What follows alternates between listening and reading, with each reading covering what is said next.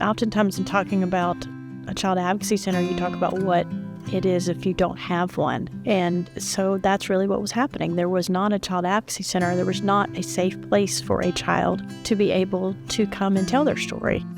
I was working for DCS at the time.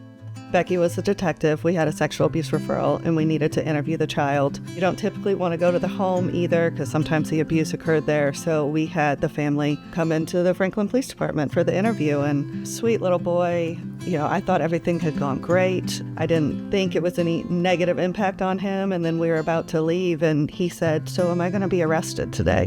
And it was like, it was like a knife to the heart, because all you want to do is help this kid, and you realize that this didn't help him. He, had some trauma. He was scared. Fast forward a few months, and I was working at the DA's office at the time, and I went to a conference, and they had a session on child advocacy centers. I just remember it was like a light bulb moment. I was like, this is exactly what we need. And so I came back and talked to General Davis, and I was like, I really want to do this. I think it would make a huge impact. After you had come back, you called me one day, and I had just come out of an interview on a little boy, and best I remember, he was about 5 or 6. I had him in the interview room that we use with suspects. He went over and sat in the corner and just got into a fetal position.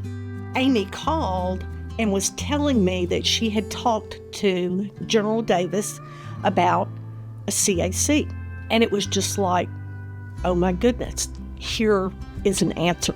I can only imagine what he would think if he was here today, looking at what it has evolved into compared to what it started out as. I think he would be very proud, and I think he's probably smiling down from above. I think it was just my role as an investigator, seeing the value that the Child Advocacy Center brought to law enforcement and the vision he had. I've worked in the field of juvenile justice and child welfare for almost 30 years.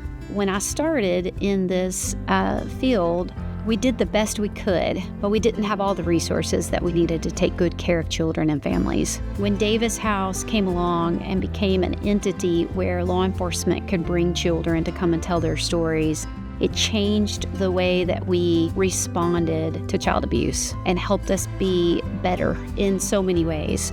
I cannot do my job without Davis House. They're my first stop in any case. Our cases are mandated to go through what's called the Child Protection Investigative Team. This team is made up of law enforcement, district attorney's office, counselors, forensic interviewers, a lot of different people with a lot of different training, education, and experiences that comes together, and here's the cases that we work. The first stop for any case involving a child is a forensic interview. The forensic interview is the most important part. Truly, that's the first stop in all of my investigations.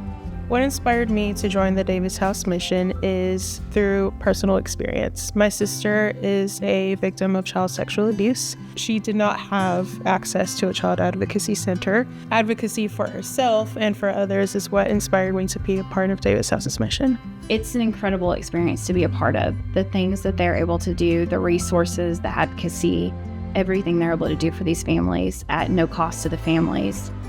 I really would like to see more community involvement, more education on what we do. I think we all have an obligation to tell people ourselves about our experience with Davis House. If it's as simple as telling your friend, hey, you should go check this place out. It's incredible. It helps people in our community that we live in, then we should do that. We should step up to the plate. We're dealing with abused children.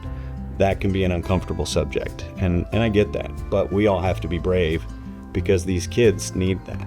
Davis House is bravery. Hope. A blessing. Essential. Safe haven.